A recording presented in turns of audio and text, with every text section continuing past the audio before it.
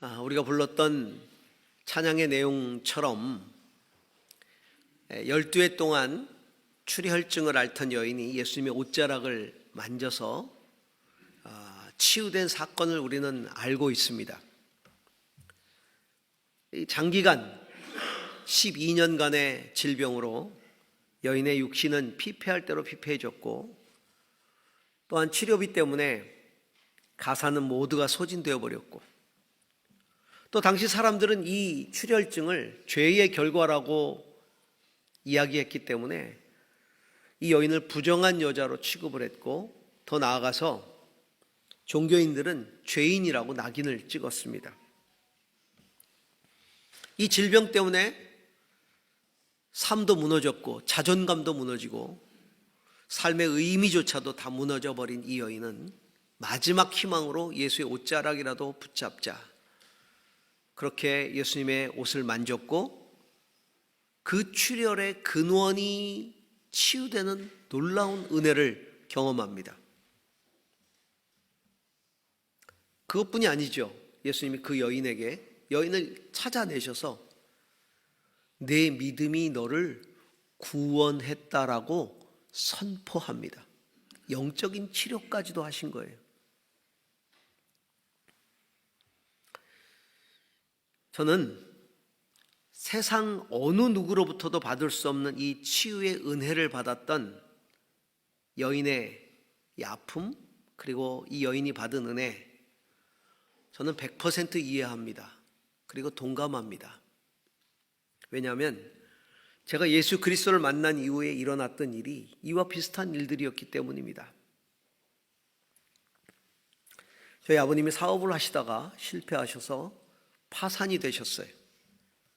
그래서 가족들이 거처할 곳이 없어서 뿔뿔이 흩어져서 친척집에 각자 얹혀 살아야 했습니다. 저는 대학에 떨어지고 그 친척집에 얹혀 살면서 재수를 해야 됐고요. 제 자존감은 바닥으로 떨어졌고 깊은 상처를 입어서 죽음까지도 생각했었어요. 정말 죽고 싶었어요. 그때 예수님이 제게 찾아오셨어요. 그때 진짜 마지막 희망으로 그 옷자락이라도 붙들자는 마음으로 예수님을 붙들었던 기억이 납니다. 그렇게 예수님을 받아들인 거예요. 근데 그렇게 제게 찾아오셨던 예수님께서 가장 먼저 하신 일은 주님의 사랑을 깨닫게 하신 거였어요. 하나님이 나를 사랑하신다는 사실, 내가 믿는 종교로서의 신앙의 대상으로서의 하나님이 아니라 하나님이 나를 너무나 사랑하신다는 사실을 깨닫게 해주셨어요. 그리고 저의 아픔들을 만지시기 시작했어요. 저는 그 당시에 이 모든 어려움들의 가장 중요한 원인 중에 하나가 저라고 생각을 했어요. 저 때문에 더 어려워졌다라고, 그런 이 패배감에 사로잡혀 있었어요. 그리고 자책이 강했어요. 근데 주님이 오셔서 제게 말씀하신 거예요. 아들아, 너 때문이 아니다. 너 때문이 아니야. 그리고 제가 하나님 앞에 얼마나 존귀한 존재인지를 깨닫게 해주셨어요. 난 참 존귀한 자다. 난 너무나 귀해. 예수님은 우리를 고통과 아픔에서 온전하게 치유하시기 위해서 십자가를 지신 유일한 치유자이십니다. 이 사순절을 보내면서 우리는 그 치유자를 만났으면 좋겠어요. 그 치유의 은혜를 깨닫고 또한 그것을 경험하는 그런 이 사순절이 되기를 소망합니다. 자, 이사야 53장 4절을 한번 보시기 바랍니다. 함께 읽습니다. 그는 실로 우리가 받아야 할 고통을 대신 받고 우리가 겪어야 할 슬픔을 대신 겪었다. 그러나 우리는 그가 징벌을 받아서 하나님께 맞으며 고난을 받는다고 생각하였다. 예. 여러분, 진정한 치유는 그 상처 입은 자를 위한 슬픔, 그가 겪는 아픔, 이런 것들을 내가 똑같이 알고 겪으면서 그를 위해서 그 아픔들을 나눌 때 거기서 진정한 치유가 일어나는 것이죠. 동병상련이라고 합니다. 같은 병을 알아본 사람이 그 병을 앓는 자에 대해서 같이 아파하는 거예요. 그래서 긍휼히 여긴다는 것이죠. 하나님 이 땅에 그 아들을 사람으로 보냈어요. 인간으로. 그 아들을 인간으로 보낸 데는 많은 이유가 있겠지만 그 중에 정말 중요한 의미는 이 연약한 인간의 아픔, 상처, 고통, 이것들을 이해하시고 치유하도록 하기 위해서 보내신 거예요. 똑같이 인간으로 오셔서 그것을 충분히 이해하시도록. 그래서 이사야 선지자는 주님 오시기 수백 년 전에 그렇게 오실 예수 그리스도의 모습을 예언하면서 이런 예언을 합니다. 자, 이사야 53장 오늘 본문 바로 앞절에 있는 3절을 같이 한번 읽습니다. 그는 사람들에게 멸시를 받고 버림을 받고 고통을 많이 겪었다. 그는 언제나 병을 앓고 있었다. 사람들이 그에게서 얼굴을 돌렸고 그가 멸시를 받으니 우리도 덩달아 그를 귀하게 여기지 않았다. 여기 보니까 새 번역에 그는 언제나 병을 앓고 있었다. 예수님이 이 땅에 메시아로 오셔서 그가 겪으실 일들을 수백 년 전에 예언하면서 언제나 병을 앓고 있었다, 이렇게 번역을 했어요. 근데 이 말씀을 개역 개정판은 뭐라고 번역을 했냐면 질고를 아는 자라, 이렇게 번역을 하고 있거든요. 질고를 아는 자라. 질고라는 게 뭐예요? 질병으로 인한 고통이거든요. 우리가 이 본문을 해석할 때 학자들이 하나님의 아들이 많은 병을 앓고 있었다는 건 옳지 않다. 그래서 질고를 아는 자라고 번역해야 되는 게 옳다. 그 번역을 선호하는 학자들이 많아요. 그런데요, 굳이 언제나 병을 앓고 있었다라고 새 번역이 번역을 한 것은 그런 의미를 깊이 지니고 있기 때문에 그렇죠. 그런데 그게 실제로 예수님이 오셔서 인간의 그 모든 질병을 다 앓으셨다 라고 하는 의미가 아니라 인간의 몸으로 오셔서 인간이 겪게 되는 연약한 질병의 고통을 주님이 아시고 그런 인간을 불쌍히 여기시고 이 고통을 친히 짊어지셨다 라고 하는 의미예요. 그래서 이 고통을 친히 짊어진 모습을 오늘 이사야 53장 4절 말씀이 이렇게 이야기하고 있죠. 그는 실로 우리가 받아야 할 고통을 대신 받고, 우리가 받아야 할 고통을 대신 받고 그 질병의 고통들을 대신 받으셨다. 우리가 겪어야 할 슬픔을 대신 겪었다. 그런데 우리는 그가 징벌을 받아서 하나님께 맞고 고난을 받는다고 생각했었다. 이렇게 번역을 한 거죠. 예수님 당시에도요, 많은 종교 지도자들이 왜 메시아라고 하는 저 사람은 병든 자, 가난한 자, 세리, 죄인, 뭐 이런 사람들에게 관심을 가지고 어울리는가 의문을 가졌어요. 그리고 그렇게 어울리는 것 때문에 노골적으로 멸시한 거예요. 죄인과 어울린다고 멸시하고, 세리들과 어울린다고 멸시하고, 병자들과 어울린다고 멸시하고. 근데 그냥 어울리는 것뿐만이 아니라 그 당시의 관습이나 규례를 뛰어넘어서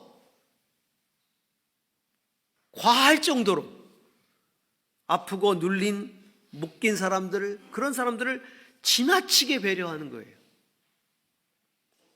안식일에 병을 고치면 안 되거든요. 그 안식일 규례를 어기는 거예요. 그런데 안식일에도 병을 고치면서까지 그런 사람들을 배려하는, 그것 때문에 징벌을 받으셨죠. 그리고 고난을 당하신 거예요.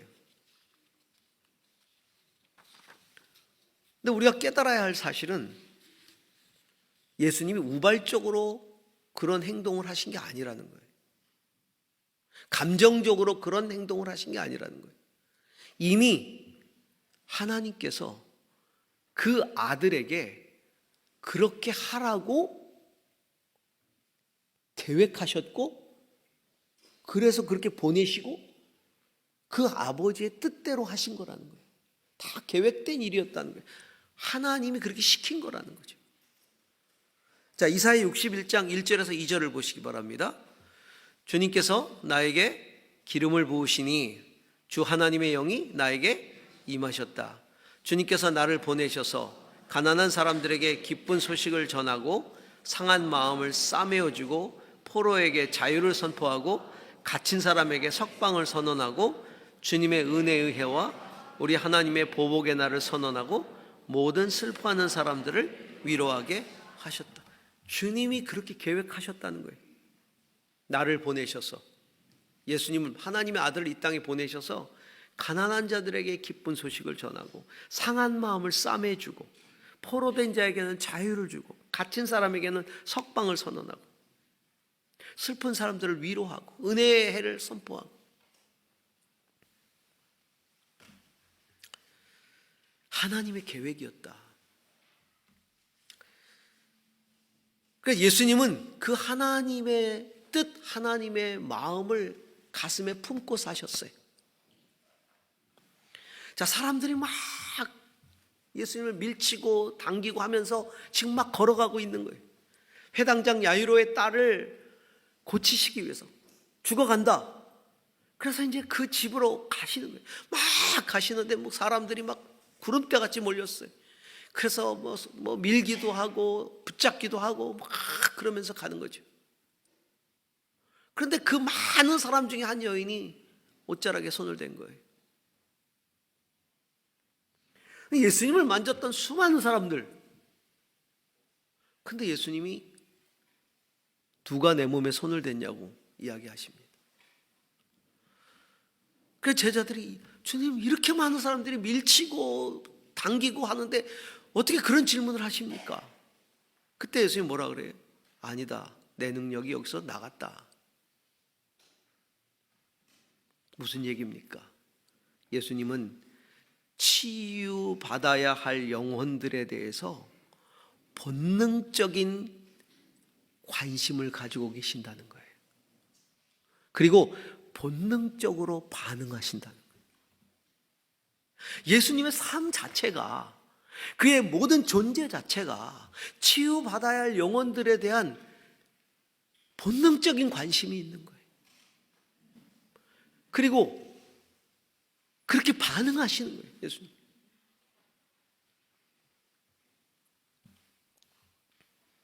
인간으로 오신 하나님의 아들만이 우리의 아픔과 슬픔을 진정으로 아시고 고치실 치유자라는 사실을 우리가 믿어야 합니다. 그리고 그 옷자락을 만져야 할 것입니다. 자, 5절 말씀 한번 보겠습니다. 이사야 53장 5절입니다. 함께 읽습니다. 그러나 그가 찔린 것은 우리의 허물 때문이고 그가 상처를 받은 것은 우리의 악함 때문이다. 그가 징계를 받음으로써 우리가 평화를 누리고 그가 매를 맞음으로써 우리의 병이 나았다. 네. 예수님은 십자가에 죽으셨죠. 그런데 단지 우리의 어떤 죄를 사하시기 위해서 그냥 우리 죄를 대신해서 십자가에 죽은 것, 그것만이 아니라 우리의 아픔과 고통의 근본적인 원인이 죄와 허물에 있다는 것을 아셨기 때문에 십자가에 돌아가심으로써 그 우리의 아픔과 고통, 그것을 근원적으로 해결하신 거예요.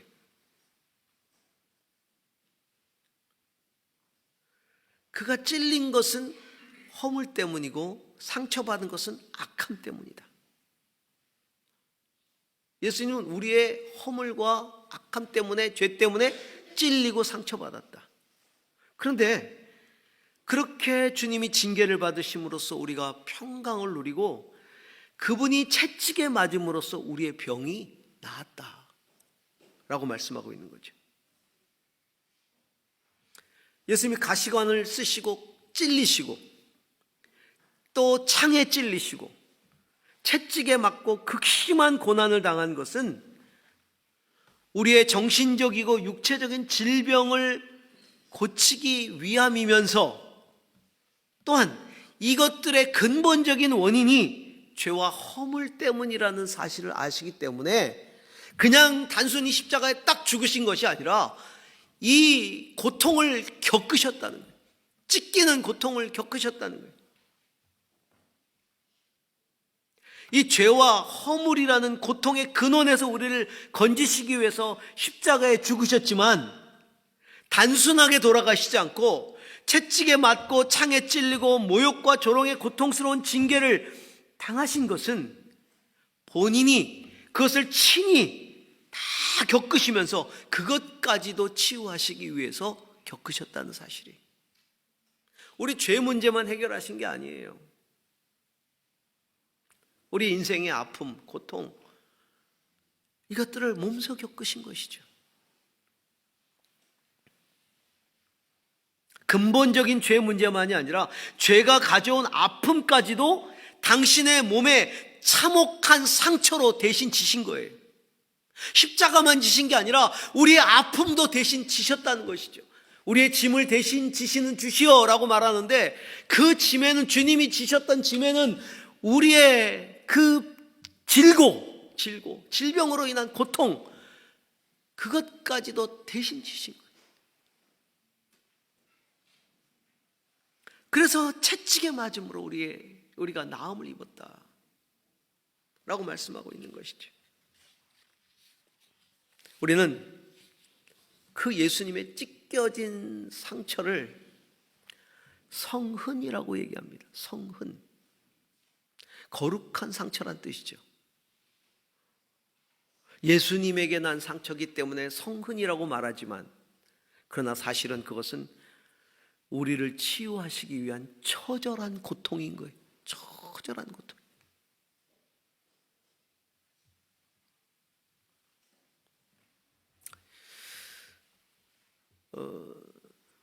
사순절 기간이 되면 패션 오브 크라이스트라는 영화를 늘 재상영하곤 하죠. 극장에서도 하고 또 여러 채널에서도 하고.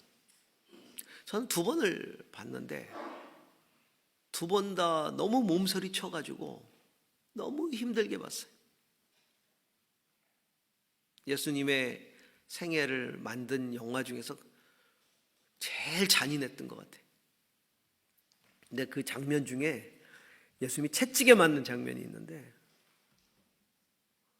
너무 처절하고 잔인해서 그걸 바라볼 수가 없었어요. 근데 실제로는 그거보다 훨씬 더 잔인했다는 거예요. 훨씬 더 잔인했다는 거예요.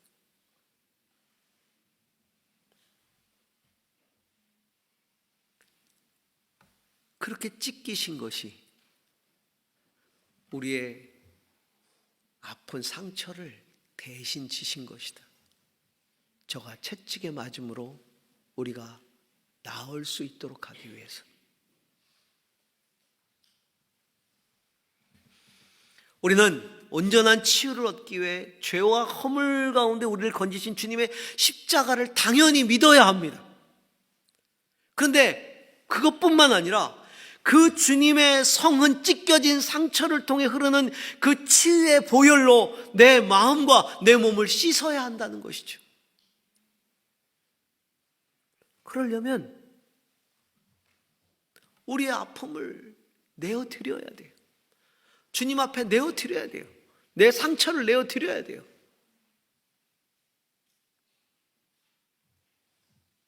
그리고 치유의 영으로 임하시는 그 성령의 은혜를 힘입어야 하는 것입니다. 여러분, 주님 앞에 정말 내 아픔을 내어드리고 있습니까? 내 고통을 내어드리고 계세요? 그냥 주님 앞에서 아무 일도 없는 사람처럼 나이스하게 그렇게 괜찮은 사람으로 그렇게 서 있지 않습니까? 수많은 사람들이 예수님을 밀쳤어요. 손을 잡았어요. 옷을 붙들었어요. 끌어당겼어요. 그들에게는 아무 일이 안 일어났어요. 그런데 이 한 여인에게 역사가 일어났어요. 왜? 그 여인은 예수님 앞에 자기 상처를 완전히 내어 드린 거예요. 그리고 예수의 옷자락을 잡은 거죠.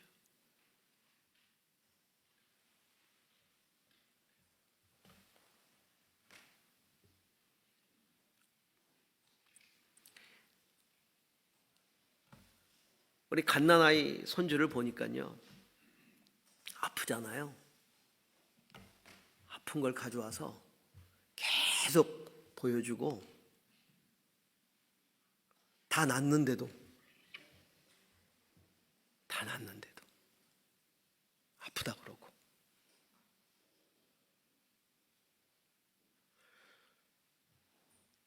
아이의 아픈 상처를 보면 가슴이 철렁하잖아요.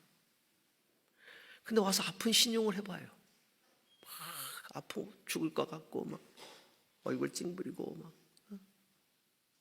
심장까지 구말리인데, 예? 근데도 막 아프다고 막. 여러분, 제발 하나님 앞에 그렇게 내어놓으세요. 괜찮은 것처럼 계시지 말고 아픔을 내어드리세요. 그것이 마음의 아픔이든 육신의 질병이든 내어드리세요. 하나님 마음이 얼마나 짠하겠어요. 어린아이처럼. 가끔은 극단적인 선택을 했던 유명인들, 요즘도 뭐 계속해서 그 일이 일어나고 있는데, 보면 그들 중에서 교인들도 있어요, 보면. 왜냐하면 장례식을 교회식으로 치르는 걸 뉴스에 나오잖아요. 우리가 그들의 믿음을 함부로 판단할 수 없습니다. 예수 그리스도를 믿음으로 또 마음으로 받아들였고 예배를 드리는 삶을 살았겠죠. 근데 문제는 온 아픔을 그리스도께 온전히 내어드리고 그 주님의 성흔을 묵상하면서 주님의 옷자락을 간절하게 붙드는 데까지 가지 못한 거예요. 그게 안타까운 거예요. 왜냐하면 그보다 더한 고통을 느끼고 절망하고 우울증 앓고 정말 고통스럽게 그렇게 지내면서도 그걸 믿음으로 극복했던 연예인들도 많거든요.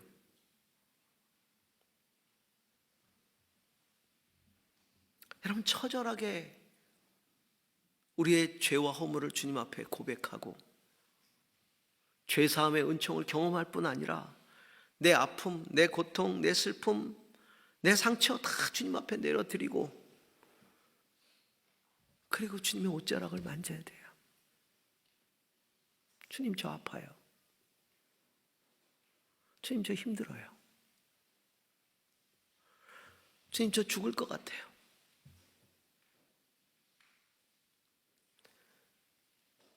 여러분, 그게 나의 주님 아닙니까?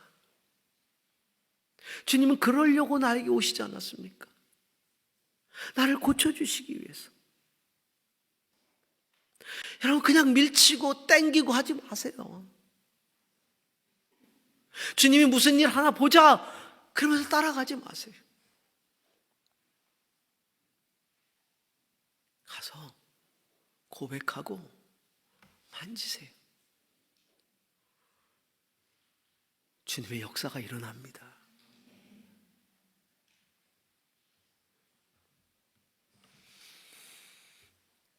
그때 성흔으로부터 흐르는 주님의 보혈이 성령을 통해 치유의 생수가 돼서 내 안에서 흘러 넘치는 것이죠. 우리의 인생 가운데 그런 은혜가 있기를 바랍니다. 오늘 누가복음 6장 말씀은 안식일에 예수님이 손 마른 자를, 오그라든 자를 고치시는 장면이에요.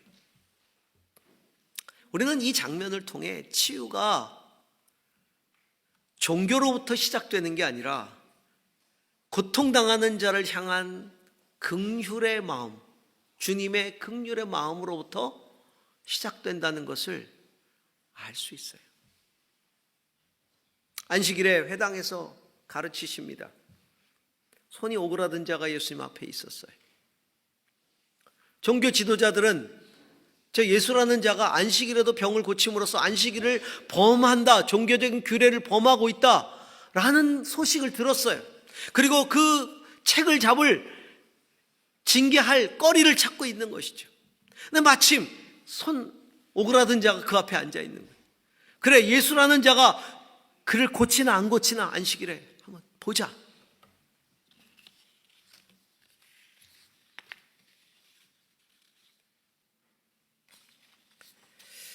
일부러 예수님이 그를 앞에 세우십니다. 그런 상황 속에서. 그리고는 묻습니다. 안식일에 선을 행하는 게 옳으냐, 행하지 않는 게 옳으냐? 안식일에 사람 살리는 게 옳으냐, 죽이는 게 옳으냐? 왜 그러셨을까요?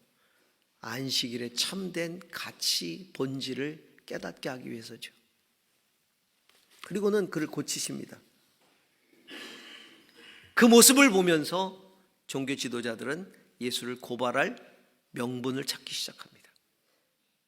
바로 이거다라고. 성경을 보니까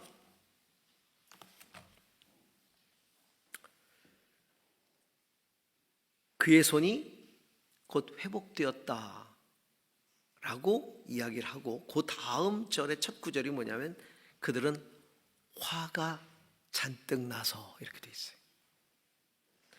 하나님은 그를 고치셨어요. 회복시키셨어요. 그래서 진짜 안식을 주신 거예요. 근데 종교인들은 화가 났어요. 하나님은 역사하셨는데 이 사람들은 화가 난 거예요.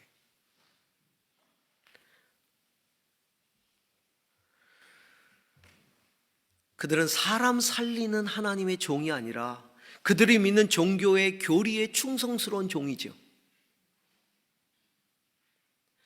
그들에게는 하나님이 긍휼히 여기는 영혼들의 필요는 그렇게 중요한 게 아니에요. 영혼을 향한 하나님의 마음보다 더 중요한 게 뭐냐? 자신들이 불편하지 않은 종교심이에요. 그 종교심을 유지시켜주는 가치, 그 가치를 따르는 것이 영혼의 치유보다도 더 중요하다고 생각한 것이죠. 내 마음이 불편해. 주님이 역사하셨는데 내 마음이 불편한 거예요. 여러분, 우리가 종교 생활하면서 그럴 수 있어요. 주님이 역사하신 것이 내 마음을 불편하게 할 수 있어요. 주님은 분명히 고치셨는데 그리마옵소서 주님, 안식일에 무슨 경거망동이십니까? 안식일에 무슨 경거망동이십니까 주님? 그러면 안 된다니까요 주님. 이게 종교인으로서 우리의 태도일 수 있다는 거예요. 내가 생각한 규례대로 주님이 교리대로 그렇게 역사하셔야 돼요.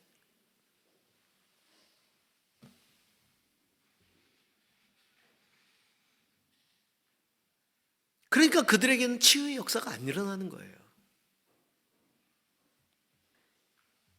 예수님은 안식일이 어떤 건지 알고 계셨어요? 그 안식일이 왜 중요한지, 그 규례들이 왜 중요한지도 알고 계셨어요. 예수님이 말씀하시는 안식일의 참된 목적이 뭡니까? 치유와 회복을 통한 진정한 안식이잖아요. 안식일의 주인은 하나님 아버지이시고, 그리고 그 아버지 마음으로 치유를 행하시는 그리스도가 안식일의 주인이시고, 그 치유를 받아야 할 영혼이 그 안식일의 주인이지 안식일 규례가 주인이 아닌 거예요.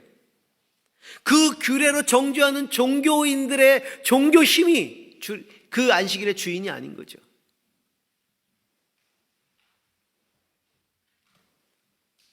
예수 그리스도만이 하나님의 마음으로 참된 치유를 행하시는 진정한 치유자이십니다.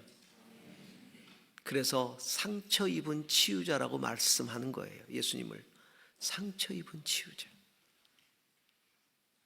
본인은 숱한 상처를 입으면서도 치유하시는 상처 입은 치유자죠. 그래서 사도 바울은 우리에게 너희 안에 이 마음을 품으라 곧 그리스도 예수의 마음이니 라고 말하는 거예요. 신앙은 교리를 받아들이는 게 아니라 예수를 믿고 예수의 마음을 품는 게 신앙이에요. 예수의 마음으로 치유받고 그 마음으로 치유하는 성도, 이게 참 성도예요. 성도 여러분, 오늘도 하나님의 마음으로 우리에게 다가와 계시는 예수 그리스도의 옷자락을 만지십시다. 뿐만 아니라 그 아버지의 마음을 품고 예수 그리스도의 이름으로 치유를 행하십시다. 오직 예수 그리스도만이 참된 치유자가 되십니다.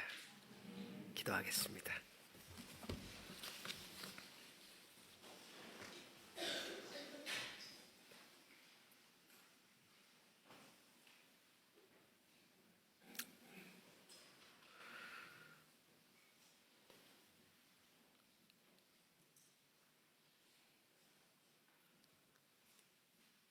죄로 인해 깨어지고 무너지고 찢겨지고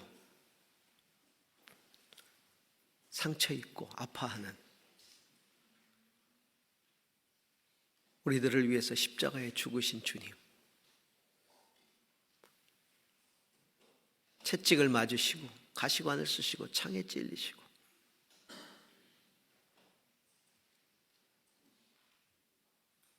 그 고통 가운데 우리의 아픔을 대신 짊어지신 주님,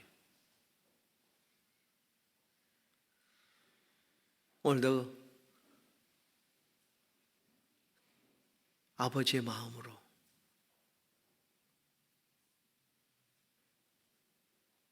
우리 인생 가운데 와 계신 주님, 오늘도 그 주님을 따릅니다. 기도하는 것은 의미 없이 따르지 않게 하시고 나의 아픔들을 다 내려놓고 나의 연약함을 주님 앞에 십자가 앞에 다 내려놓고 주님의 옷자락을 만지게 하시고 그 주님의 거룩한 성흔으로부터 흘러내리는 그 보혈로 나의 상처를 싸매고 치유할 수 있도록 인도하여 주옵소서. 그렇게 예수님이 우리를 치유하셨듯이 우리 또한 그렇게 치유하는 삶을 살게 하옵소서. 예수님 이름으로 기도합니다. 아멘.